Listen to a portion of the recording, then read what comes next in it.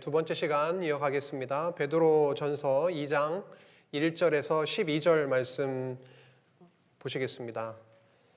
먼저 2장 1절에서 5절까지 제가 봉독하겠습니다. 그러므로 모든 악독과 모든 기만과 외식과 시기와 모든 비방하는 말을 버리고 갓난아기들 같이 순전하고 신령한 젖을 사모하라.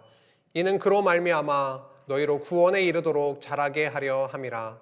너희가 주의 인자하심을 맛보았으면 그리하라. 사람에게는 버림바가 되었으나 하나님께는 택하심을 입은 보배로운 산 돌이신 예수께 나아가 너희도 산 돌같이 신령한 집으로 세워지고 예수 그리스도로 말미암아 하나님이 기쁘게 받으실 신령한 제사를 드릴 거룩한 제사장이 될지니라. 아멘.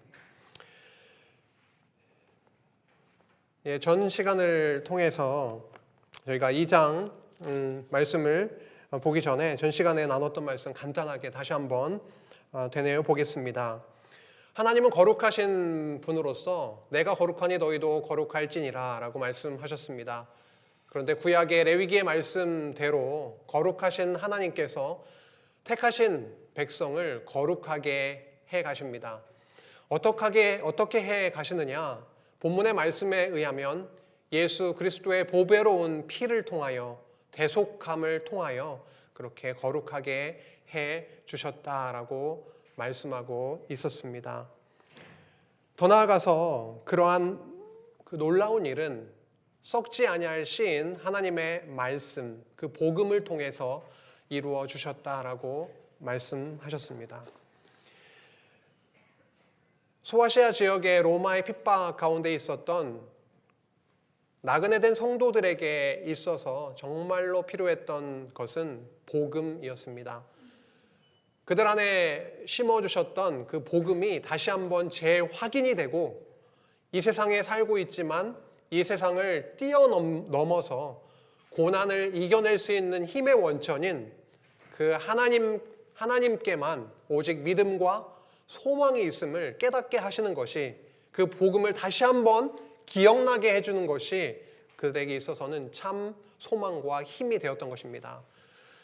2장으로 넘어가면서 이제 하나님이 어떻게 거룩한 생활로 살아가게 하시는가, 2장 1절에서 12절 그 요건의 세 번째 부분이죠. 신령한 나라로 세워지게 하심으로 그렇게 해나가신다. 오늘 강론 제목을 산도를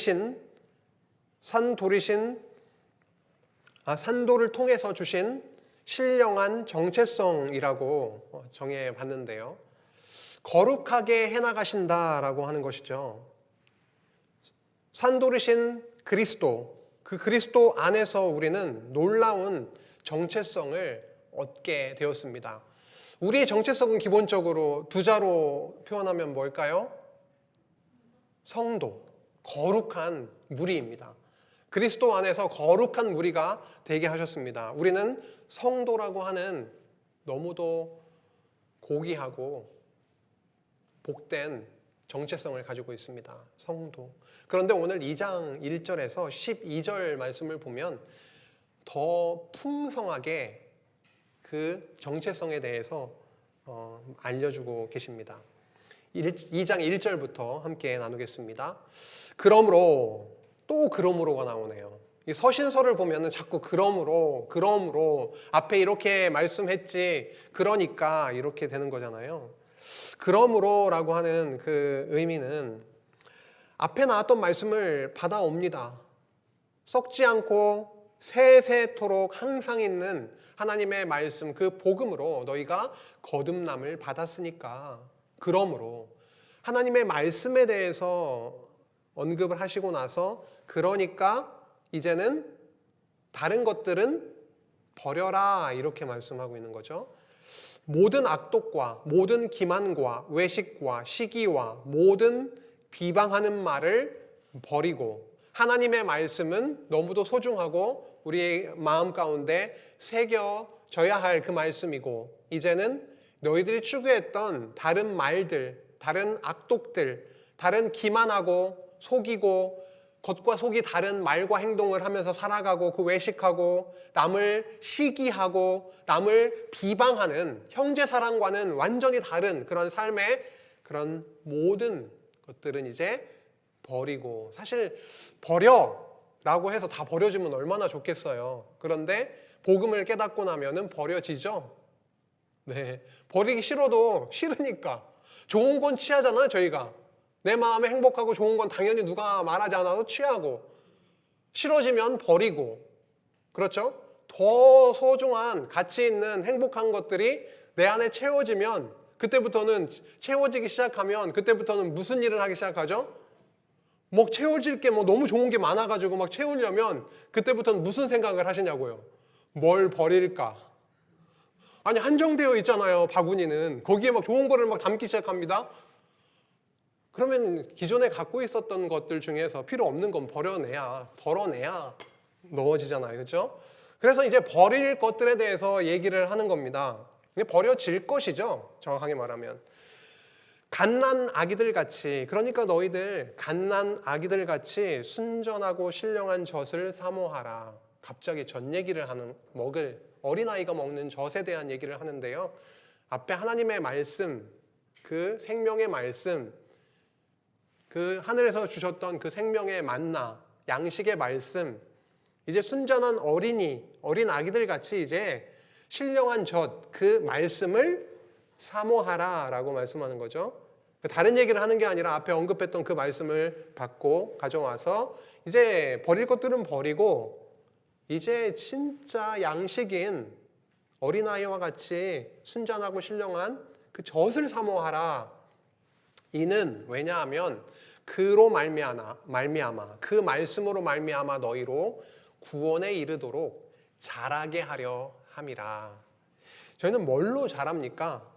양식을 먹고 자라죠. 저도 더 자라고 싶은데 키가 크지는 않더라고요. 근데 이제 저희는 뭐가 자라죠? 하나님의 말씀을 통해서 내면이 성장을 하죠. 우리 속사람이 날로 성장을 해나갑니다. 이 땅에 세우신 그 교회도 마찬가지입니다. 교회의 성장은 무엇라고 말할 수 있습니까? 교회를 자꾸 막 재건축해가지고 엄청 교회의 건물이 커가는 게 막 교회가 막 이렇게 성장하고 자라나는 것입니까? 아니죠. 진짜 교회는 건물이 아니죠. 그렇죠? 주님의 몸된 지체 한 몸된 이 교회가 진짜 신령한 교회인데요.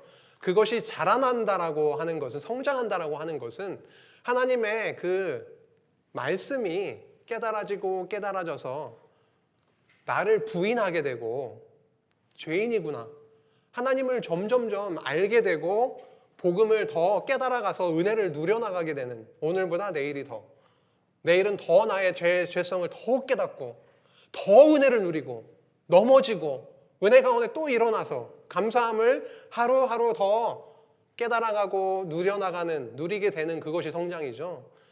자라게 하려 함이라. 무엇으로요? 하나님의 말씀으로. 그러니까 젖을 사모하라. 갓난 아기들 같이 이렇게 비유하면서 말씀하고 있습니다. 성령께서 우리의 교회도 역시 말씀으로, 복음으로 그렇게 양육해 가시는 것인데, 너희가 주의 인자하심을 맛보았으면, 그의 인자하심, 그의 사랑, 그의 은혜를 맛보았다면 그리하라 라고 말씀합니다. 맛보았잖아요. 저희의 첫사랑이라고 하는 거 있잖아요. 하나님을 처음 만나서 얼마나 뜨거웠습니까? 이 언약 성취의 말씀을 처음 들으시고 얼마나 설레이시고 막 잠도 못 주무시면서 그 테이프를 돌리고 또 돌리고 잠도 줄이면서 그러셨잖아요. 맛보았으면, 너희들도 정말 복음을 맛보았는데 맛보았으면 더 사모하면 좋겠다라고 말씀합니다. 이건 누가 시켜서 될 일이 아니죠. 마음 가운데 그 소중함과 은혜를 누렸었으면 그렇게 하라. 사람에게는 버림바가 되었으나 하나님께는 택하심을 입은 보배로운 산돌이신 예수께 나아가기를 원한다. 그렇게 말씀을 합니다. 예수님은 배척당하셨어요. 동족인 유대인들에게 더더욱 배척당하시고 로마 시대 때 태어나서 십자가형을 받으셨습니다. 사람에게는 처절하게 버림받으셨습니다. 교수형이 더 심각하고 강한 처벌입니까? 십자가형이 더 강한 처벌입니까? 겉으로 보여지는 것은 칼로 들고 이렇게 자르니까, 교수에 처하니까 이 목베임을 당하거나 이런 것이 훨씬 더 비참하고 그런 것처럼 느껴지는데, 사실 그 당대의 문화적으로 봤을 때는 고통 없이 죽여주는 것이 오히려 예우한 거라고 합니다. 십자가상에 죽는 것은 고통을 끝까지 이렇게 많은 시간을 이렇게 지내야 되기 때문에, 근데 예수님은 십자가형을 받으셨거든요. 사람에게는 처절하게 배척되고 죽음에 이르는 과정도 진짜 고통의 과정을 겪었던 그 예수 그리스도를 그들은 이제 알고 있는 자들인데요. 그 그리스도는 사람에게는 버림받았지 않느냐. 근데 하나님께는 택하심을 입은 보배로운 산돌이시지 않느냐. 이 말씀이 그들에게 다가왔을까요? 다가왔죠. 왜요? 그들도 역시나 로마 문화 안에서 그 많은 배척과 어려움을 당하고 있었잖아요. 우리도 지금 이 세상에서는 버림받고 고통 가운데 있는 자들이지만, 예수님께서 산돌이 대신, 산돌이신 예수님은 하나님의 택하심을 받은 자인데, 우리 역시도 그 산돌이신 그리스도가 하나님의 택하심을 받으신 것처럼 우리 역시도 산돌 안에서 참 생명을 누리게 되겠지. 그런 소망을 당연히 가지게 됐을 겁니다. 돌은 돌인데 산돌이네요. 그렇죠? 영어는 living stone이라고 되어 있습니다. 산돌. 돈 주고 산돌이 아니라 살아있는 돌, 산돌. 그렇죠? living stone. 돌인데 왜 살아있다고 했을까? 죽음에서 부활하신 예수님을 담고 있네요, 뜻에. 그리고 돌은요, 기초가 되잖아요. 그렇죠? 건축할 때 기초가 되는 겁니다. 주는 그리스도시요 살아계신 하나님의 아들이십니다 라는 믿음의 고백, 그거를 반석 삼아서, 오늘 베드로 전서를 보고 있는데, 베드로 고백의 기초 위에, 그 반석 위에 내 교회를 세우시겠다라고 하셨는데, 예수님은 교회의 기초가 되십니다. 그리고 부활하신 분이십니다. 그래서 산돌이라고 하는 칭함 받기에 너무도 합당하신 분이십니다. 산돌이신 예수께 나아가서 너희도 산돌같이, 너희도 산돌같이 신령한 집으로 세워지고 예수 그리스도로 말미암아 하나님이 기쁘게 받으실 신령한 제사를 드릴 거룩한 제사장이 될지니라 라고 말씀하고 있는 겁니다. 이 말씀을 전에 받아서 읽을 때 얼마나 감동이 됐을까요? 현실적으로 보면은 우리는 아무것도 아닌데, 그런데 산돌같이 예수 그리스도께서 하나님의 택하심을 받아서 산돌이신 그 예수님 같이 그 안에서 신령한 집으로, 신령한 집, 성전, 신령한 성전으로 세워지고, 예수님이 성전이시죠. 참 성전으로 오셨죠. 그리스도와 연합돼서 그리스도와 한몸 되는 그 성전의 일부가 되어지는 그 놀라운 말씀을 해가면서 세워지고, 예수 그리스도로 말미암아 하나님이 기쁘게 받으실, 그리스도를 통해서, 그리스도의 참 성전 되신 그리스도를 통해서 드려지는 제사만 하나님이 기쁘시게 받으시잖아요. 근데 우리로 산돌이신 그리스도처럼 성전으로 세워지고, 그리고 그리스도로 말미암아 드려지는 그 제사, 하나님께서 기쁘게 받으시는 그 신령한 제사가 있는데, 그 제사를 드릴 거룩한 제사장이 될지니라 라고 하니까요. 구약에서는 아무나 제사장이 될 수가 없었죠. 구약에서는 선지자가 기름을 부어서 제사장으로 삼았습니다. 기름 부음 받은 자, 메시아 3직 중에 하나가 선지자인데, 구약에서는 특정한 사람만 하나님께서 레위 지파, 레위 사람 중에 제사장으로 세워질 수 있었는데요. 이제 놀라운 말씀을 하고 있는 겁니다. 그리스도 안에서 너희가 거룩한 제사장이 될지니라 라고 말씀하고 있는 거죠. 제사장은 어떻게 할 수 있는 사람입니까? 제물을 가지고 백성의 죄된 이스라엘 백성들을 대신해서 제물을 가지고 누구께 나아갈 수 있는 자입니까? 하나님께 직접 나아갈 수 있는 자입니다. 그냥 나가면 죽으니까 그들도 죄인이니까 덮어서 거룩한 옷, 에봇을 입히셔서 하나님께 나아갈 수 있게 하셨던 자인데 이제 너희가 거룩한 제사장이 될지니라라고 하시니까 이건 뭐 놀라운 사건이죠. 우리가 바로 그리스도 안에서 거룩한 제사장이 된 자들입니다. 오늘 뒤에 보면은 그런 내용이 이제 구체적으로 나올 건데요. 신령한 집은 참 성전을 얘기를 하는 거고요. 이제 2장 1절에서 5장을 좀 요약을 해보면 너희 지금 고통 가운데 고난 가운데 있는 나그네 된 성도들 너희는 신령한 젖을 사모하여 보배로운 산돌이신 예수께 나아가 그 안에서 신령한 집으로 세워져서 신령한 제사를 드린 거룩한 제사장이 될 것을 권면하고 있습니다.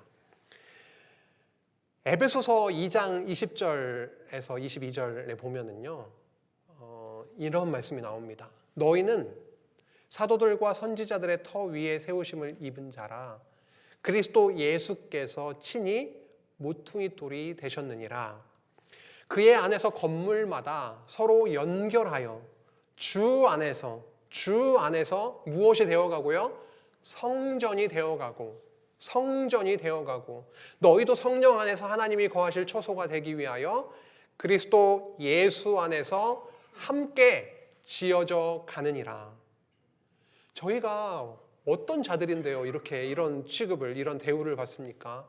그리스도와 함께 연결되고 상합해서 구약의 성막을 지을 때, 성전을 지을 때 모든 재료들을 조합하고 연결하고 막 이렇게 해서 하나의 성전을 지었던 것처럼 이게 우리 역시도 다 그리스도와 연결이 되어서 성전이 되게 하셨다라고 하는 말씀을 하고 있지요. 6절입니다. 성경에 기록되었으되 또 근거를 갖다 소개합니다. 구약 성경에 이렇게 기록되어 있다. 보라, 내가 택한 보배로운 모퉁이 돌을 시온에 두노니 그를 믿는 자는 부끄러움을 당하지 아니하리라 라고 이사야 28장 16절에 이렇게 말씀하였다라고 소개를 하고 있습니다. 여호와께서 시온산, 그죠? 성전이 세워질 그 시온에 모퉁이 돌을 두었다라고 말씀합니다. 7절 이하로 보면 더 이해가 쉽게 됩니다. 그러므로 믿는 너희에게는 보배이다. 뭐가요? 그 모퉁이 돌이. 그렇죠? 믿는 너희들에게는 시온에 둔 그 모퉁이 돌이 너무도 소중한 보배이다. 그러나 믿지 않는 자에게는 건축자들이 버린 돌에 지나지 않는다. 그런데 놀랍게도 이 버려진 그 모퉁이의 그 돌이 어떻게 되냐면 모퉁이의 머릿돌이 되었다라고 말씀합니다. 이게 굉장히 유명한 말씀인데요. 시편 118편 22절에 말씀 나오고 있습니다. 모퉁이의 머릿돌이 되었다. 모퉁이돌이 뭔지 아세요? 네, 머릿돌, 큰 건물들 한쪽 구석에 가보면 머릿돌 이렇게 해가지고 몇 년 며칠 이런 거 막 해놓은 거 있죠. 그런 게 이제 그런 것인데요. 결국은 그리스도께서 그 시온에 세우시겠다라고 했던 그 모퉁이돌이 되어서 이 땅에 오신 것입니다. 참 모퉁이돌, 그 코너스톤이라고 하는데요. 이 그림을 참고하시면 딱 왜 코너스톤이라고 하는지, 그 모퉁이돌이라고 하는지 이해가 되실 겁니다. 그 모퉁이 아래에 딱 받치는 돌입니다. 이쪽 벽을 그 하중을 다 받으면서 기초가 되는 그런 돌이죠. 그래서 예수님께서 교회의 기초가 되었다. 우리 그 신약 성경의 흐름을 교회의 기초, 설립, 양육할 때 기초라고 했을 때 왜 그리스도가 예수는 그리스도시요 하나님의 살아계신 하나님의 아들이십니다라고 하는 예수 그리스도다라고 하는 그 진리가 왜 기초가 되는가? 그리스도가 왜 기초가 되는가? 이게 이해가 될 수 있는 부분이죠. 모퉁이 돌, 코너스톤을 딱 놓았다라고 하는 것은 이제 건축이 시작된다라는 의미이죠. 그렇죠. 그리고 어느 위치에 딱 놓을지를 결정을 해서 딱 놓는 거 아닙니까? 그러면 기준이 됩니다. 이쪽 뼈, 저쪽 뼈. 딱 기준이 되는 돌인 거죠. 그리고 이 돌은요, 기초가 되는 돌입니다. 이 돌이 굉장히 무른 돌로, 화강암이나 뭐 이런 아주 단단한 돌이 아니라 아주 무른 돌, 이런 것들로 받치면 안 되겠죠. 건물이 하중이 있으니까 지탱할 수가 없습니다. 그래서 모퉁이 돌이라고 하는 것은 너무도 중요한 돌인 것인데요. 예수님께서 모퉁이 돌이 되었다라고 하는 것입니다. 또한 부딪히는 돌과 걸려 넘어지게 하는 바위가 되었다. 믿지 않는 자들에게는 그렇게 보배가 아니라 걸려 넘어지는 돌, 부딪히는 돌, 쓸데없는 그리 돌이 되었다 하였느니라. 그들이 말씀을 순종하지 아니함으로 넘어지나니 그들은 말씀을 순종하지 않았습니다. 그들에게 분명히 말씀이 선포되었음에도 불구하고 그것을 진리로 예수가 그리스도이시다, 예수가 구약에 언약된 그리스도이시다, 하나님의 아들이시다, 하나님의 아들로 이 땅에 오셔서 십자가로 너희를 구원하신 자이시다, 구원자이시다라고 하는 그런 놀라운 복음을 하나님께서 예정하신 자는 듣고 수납하고 아멘하지만 그렇지 못한 자들에게는 걸려 넘어지는 돌이 되어버리는 것입니다. 저희들에게는 걸려 넘어지는 돌이 아니라 아이쿠 감사합니다, 보배가 된 거죠. 아이쿠 감사합니다가 되었습니다. 이는 그들을 이렇게 정하신 것이라. 참 소중한 말씀이죠. 그들이 걸려 넘어지는 이유는 그렇게 정하셨기 때문이다. 우리는 걸려 넘어지지 않고 그 돌이 참 귀한 보배이고 교회의 기초석이 되고 우리가 그 기초석 위에 세워진 성전이 되어졌다라고 하는 그 놀라운 소식이, 그것이 진리로 이렇게 믿어진 저희들도 역시 미리 정하신 것이다 라고 하신 것이기 때문에 너무도 소중하고 감사한 말씀입니다. 6절에서 8절 말씀은 예수님께서 산돌, 리빙스톤이신데 그 산돌이신 예수가 믿을 자에게는 보배이지만 믿지 않을 자에게는 부딪히고 걸려 넘어지게 하는 바위가 되게 하셨다라고 하는 것이 바로 말씀의 성취이다 라고 말씀합니다.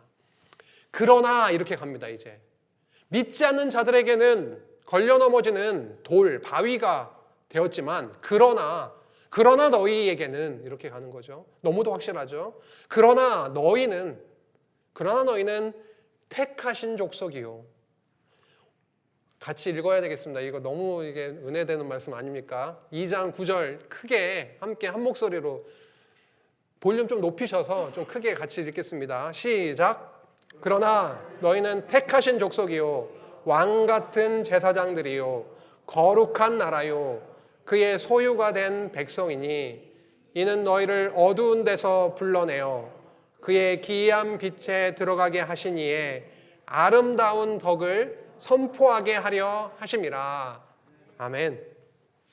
그러나 너희는, 지금 로마라고 하는 엄청난 대제국의 힘이 있는 그러한 어려움 속에 핍박 가운데 있지만 그들은 믿지 않는 그 돌에 걸려 넘어진 자들이지만 너희들 초라하고 고난 가운데 있고 볼품없는 너희이지만 그러나 너희는 택하신 족속이다라고 하는 겁니다. 엄청난 족속들이 많거든요, 이 세상에. 하고 많은 족속들 중에서 하나님이 여호와께서 이스라엘 백성 그 족속을 택하셨습니다. 왜요? 그들의 능력이 많아서요? 수가 많아서요? 오히려 반대대로 말씀하시잖아요. 너희는 볼품없고 약하고 수도 적고 그런데 택했다. 하나님의 영광을 드러내시기 위해서, 하나님의 살아계심을 드러내시기 위해서. 어려움 가운데 있었던 그들을 너희는 택함받은 족속이다. 수많은 족속들이 있는데 저 로마도 탈락, 하나님이 예정한 택한 자들이 아니라 오히려 너희들, 약하게 보이고 고난 가운데 있는 나그네 된 너희들을 택하셨다라고 하는 말씀입니다. 너희는 택하신 족속이다. 그리고 왕 같은 제사장들이다. 그리스도 안에서는 너희가 이제 왕 같은 제사장들이다 라고 하는 거죠. 놀라운 말씀이죠. 구약에서는요, 왕 따로 제사장 따로, 그것도 아무나 될 수 없는. 그런데 그리스도 안에서 이제 아까 제사장들이 될지니라 이렇게 말씀했잖아요. 제사장들이 될지니라 이런 말씀으로도 너무 감격스럽고, 그런데 이제 뭐가 더 붙냐면 왕 같은 제사장들이라 그런 겁니다. 이제 그리스도 안에서 통합이 이루어지죠. 그리스도는 선지자요, 왕이요, 제사장이시잖아요. 그리스도의 몸된 교회의 지체된, 부분된, 한몸된 너희는 이제 왕 같은 제사장들이다라고 선포하고 있는 거죠. 그리고 거룩한 나라다. 거룩한 백성 삼아주시겠다. 거룩한 백성이 될지라 라고 언약하신 하나님께서 예수 그리스도 안에서 너희로 하여금 너희를 거룩한 나라로 삼아주셨다. 하나님 나라를 언약하시고 구약에서 성취하신, 모형으로 성취하신 여호와 하나님께서 이제 아들 그리스도를 이 땅에 보내셔서 그 산돌을 보내셔서 이제는 나라를 성취해 주신 것입니다. 그런데 예수 그리스도 안에서 우리도 하나님의 나라의 백성이 되었다. 하나님의 나라가 되었다. 그리고 너희들은 그의 소유가 된 백성이다. 보배로운, 그냥 소유가 아니죠. 굉장히 소중하고 고귀한 그러한 백성이 되었다라고 선포하고 있습니다. 이는 너희를 어두운 데서 불러내어 그의 기이한 빛에 들어가게 하신 이 누구십니까? 여호와 하나님, 그리고 예수 그리스도 들어가게 하신 이의 아름다운 덕을 선포하게 하려 하심이라. 복음을 선포하게 하려 하심이라. 그 썩지 않는 씨, 하나님의 영원하신 말씀, 그 복음으로 너희들이 거듭나서 산 소망과 하나님 나라의 유업을 얻게 되었는데, 그것을 이제 만방에 선포하게 하려 하시려고 너희들을 택하셨다. 왕 같은 제사장으로 삼으셨다. 거룩한 나라로 삼아주셨고 하나님의 소유가 너희들은 된 자들이다 라고 말씀합니다. 신령한 정체성을 부여받았다. 굴 속에서 숨어서 지내고 있었는지, 어디에서 정말 피해 있었는지 우리가 확실히 알 수는 없지만 이 서신을 읽으면서 눈물을 흘렸을 것 같아요. 우리가 이러한 자들이구나. 산도르신 그리스도를 통해서 우리는 이렇게 신령한 정체성, 차마 입에도 올리기 쉽지 않은, 정말 너무도 풍성한, 넘치는 정체성을 우리를 이러한 자로 삼아 주셨구나 라고 하는 것, 힘이 되고 위로가 분명히 됐을 겁니다. 이 말씀은요, 그냥 나온 말씀이 아닌 거죠. 지금 출애굽기 19장 5, 6절 말씀은 정말 강론을 통해서 여러 차례 소개가 된 말씀이고 강조가 되고 있는데, 너희는 모든 민족 중에서 내 소유가 되겠고 제사장 나라가 되며 거룩한 백성이 되게 하시겠다라고 언약하신 하나님께서 아까 레위기 말씀처럼 내가 거룩하니 너희를 거룩하게 해주시겠다고 다시 말씀하시죠. 그렇죠? 그리고 나서 40년 광야 생활을 통해서 그들의 죄악이 엄청나게 드러나게 만드시면서 그 언약대로 때리시지만, 공의로 때리시지만 결국은 사랑으로 용서하심을 통해서 거룩한 백성 만들어 가시는 역사가 40년 광야 생활의 역사였습니다. 광야에서도 그랬고요. 요단강을 건너서 가나안 땅에서 다윗 때든 솔로몬 때든 솔로몬 이후의 왕정 시대든 간에 그들의 많은 죄악이 다 드러나서 그들은 멸절당에 마땅한 자들인데 공의로 심판받아 마땅한 자들이지만 그럼에도 불구하고 심판으로 끝나지 아니하시고 사랑으로 용서해 주시는 그런 역사가 구약 역사 섭리에 처음부터 끝까지 이어지고 있는 것입니다. 바벨론 포로 잡혀갔죠. 엄청나게 두드려 맞았습니다. 70년 후에 다시 회복시켜 주십니다. 그 이후에 그리스도 오시기까지 400년이라고 하는 시간이 흘러가게 되는데요. 그 시간을 바라보면서 예수 그리스도의 오실 그날을 바라보면서 말라기 선지자가 이렇게 선포했었습니다. 만군의 여호와가 이르노라 나는 내가 정한 날에, 내가 정한 그날이 있는데 그 정한 날에 그들을 나의 특별한 소유로 삼을 것이다. 그들의 행태로 봐서는 말라기서에 등장하고 드러나는 행태로 봐서는 그냥 후려쳐야 되는 거 아닙니까? 마음도 없으면서 그냥 형식적으로 제사드리고, 그래서 정말 진정한 제사를 아들 그리스도 십자가 제사를 받으시겠다라고 하신 건데, 그 사건을 통해서 그 정한 날에 내 아들을 통한 제사를 통해서 너희들을 특별한 소유로 삼아 주시겠다라고 말씀하셨고, 진짜로 아들 그리스도를 이 땅에 보내셔서 우리를 이 베드로서에 나오고 있는 나그네 된 성도들까지 다 포함한 그들을 특별한 소유로 삼아 주셨다라고 하는 거죠. 그것을 선포하고 있는 거죠. 너희는 특별한 소유가 된 자들이다 라고요. 그리고 계시록에서 이렇게 말씀하시는 겁니다. 성경의 끝권이잖아요. 계시록 1장 5절 하반절에서 6절, 계시록을 처음 시작하면서 우리를 사랑하사 그의 피로 우리 죄에서 우리를 해방하시고, 그리스도에 관한 말씀이시죠. 그의 피로 우리 죄에서 우리를 해방하시고 그의 아버지 하나님을 위하여 우리를 나라와 제사장으로 삼으신 그에게 영광과 능력이 세세토록 있기를 원하노라. 아멘이라고 말씀합니다. 이것은 출애굽기에서 언약하신 말씀의 성취이고, 또 계시록 5장 9절에서 10절은 더 자세하게 리얼하게 표현하고 있습니다. 5장에 보면은 네 생물과 24장로가 등장을 합니다. 그들이 새 노래를 불러 이르되 두루마리를 가지시고 그 인봉을 떼기에 합당하시도다. 그 능력, 권능이 있는 그리스도에 대한 말씀이죠. 그 인봉을 떼기에 합당하시도다. 일찍이 죽임을 당하사 각 족속과 방언과 백성과 나라 가운데에서 사람들을 피로 사서 하나님께 드리시고, 그들로 우리 하나님 앞에서 나라와 제사장들을 삼으셨으니 그들이 땅에서 왕노릇 하리로다. 아멘.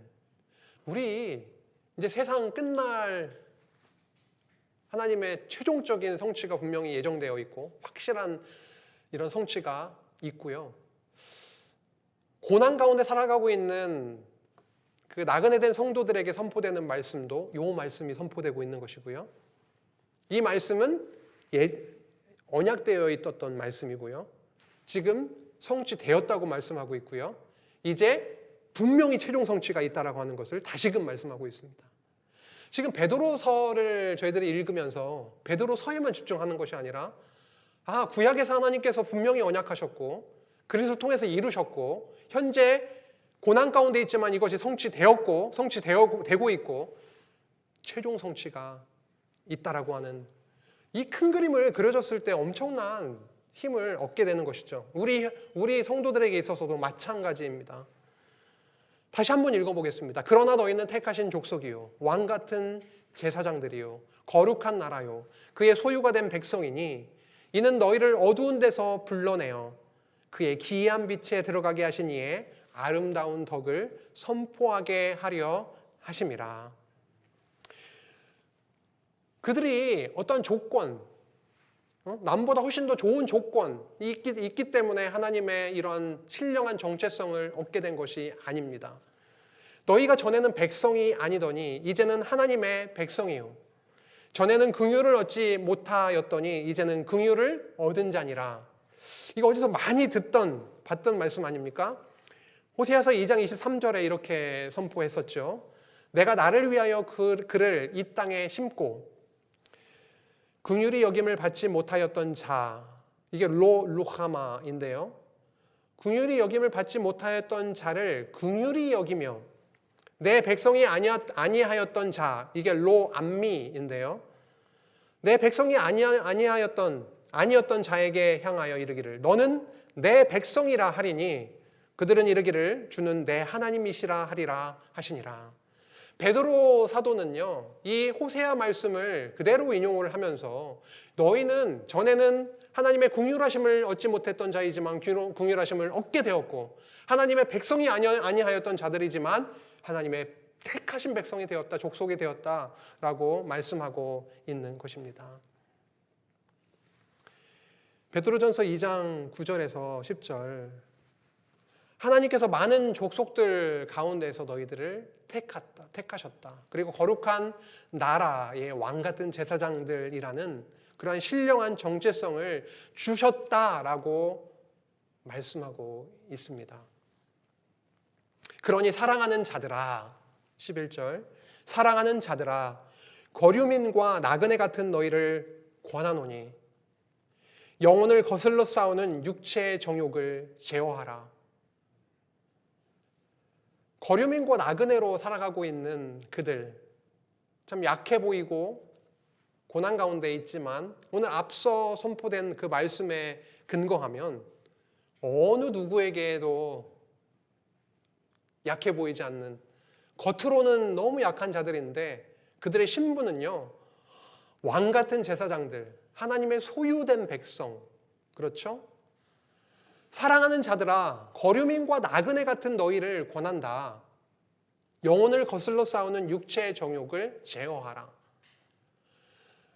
아까도 말씀드렸지만 정말 소중하고 가치 있고 행복하고 좋은 것을 만나면 다른 것들이 사그라지고 덜어내게 되고 좋은 것으로 기쁜 것으로 채워지는 것처럼, 채우는 것처럼 정말 이 복음을 전해받고 정말 그들이 나아가고 소망해야 될 것은 오직 하나님께 있게 하려 함이라 라고 하신 것처럼 그것을 향해서 나아가게 하심을 또 내다보면서 베드로는 영혼을 거슬러 싸우는 그 육체의 정욕을 제어하라라고 담대하게 선포를 하고 있습니다. 너희가 이방인 중에서 행실을 선하게 가져 너희를 악행한다고 비방하는 자들로 하여금 그들을 향해서 비방하고 핍박하는 자들이 분명히 있었다라고 하는 것이죠. 비방하는 자들로 하여금 오히려 너희 선한 일을 보고 오시는 날에 예수 그리스도께서 다시 오시는 그 재림의 날에 하나님께 영광을 돌리게 하려 함이라. 우리의 인생의 목표도 목적도 저런 거죠? 이거죠? 여기서 엄청난 걸 이루고 가겠노라, 이름을 석자를 남기고 가겠노라 이런 것이 아니라 아무개는 죄인이다.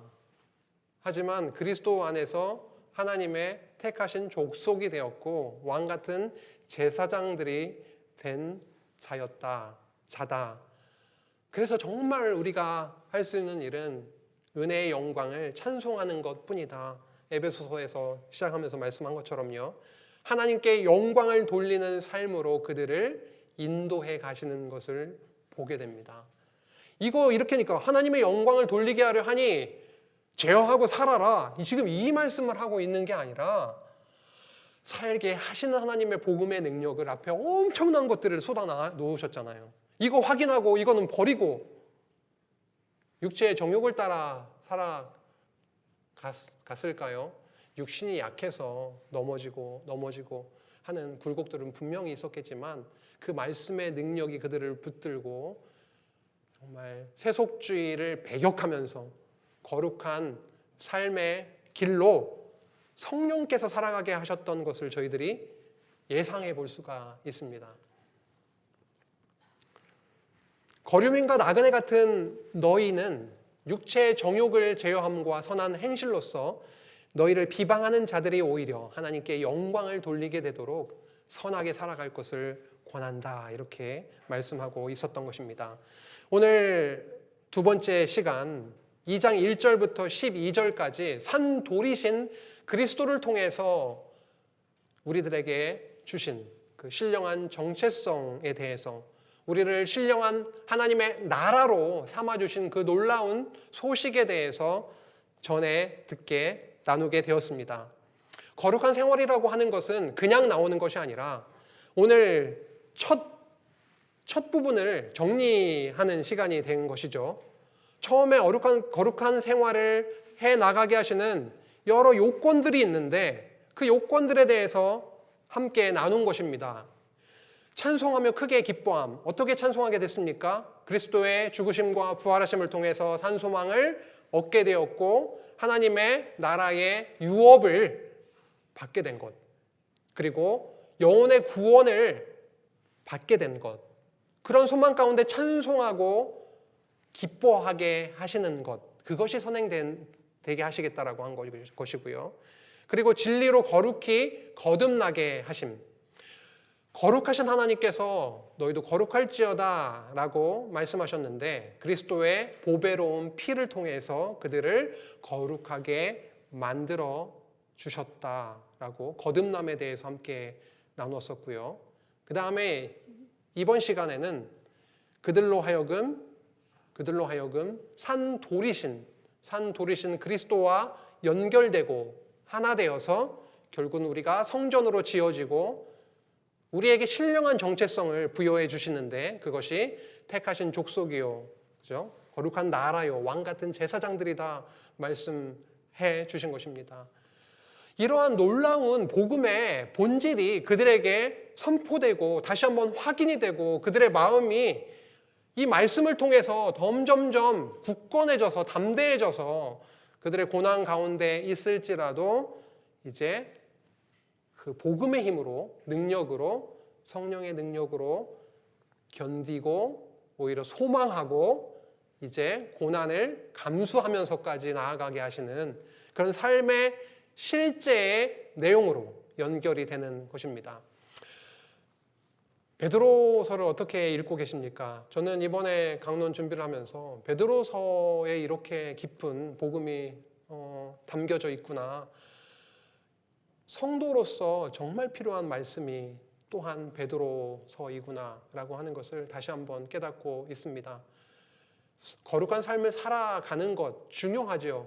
하지만 그 거룩한 삶이라고 하는 것이 무엇을 통해서 가능해졌는지에 대한 관심을 더 불러일으켜 주시고 있으시고 그 복음의 능력이 그리스도의 보배로운 피,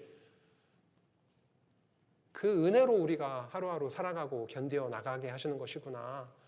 우리 삶 가운데 여러 가지 어려운 점이 있지만 그것이 크게 보이지만 때로는 그것을 오히려 안고 하나님 앞에 엎드리고 기도하고 그 은혜를 다시 한번 누리며 하루하루 살아가게 하시는 것이 그게 바로 투쟁하는 삶이구나 라고 하는 것을 깨닫게 됩니다. 남은 한 주도 더 기도하는 시간 되시기를 간절히 바라고 교회의 연말이라서 기도할 거리가 많습니다.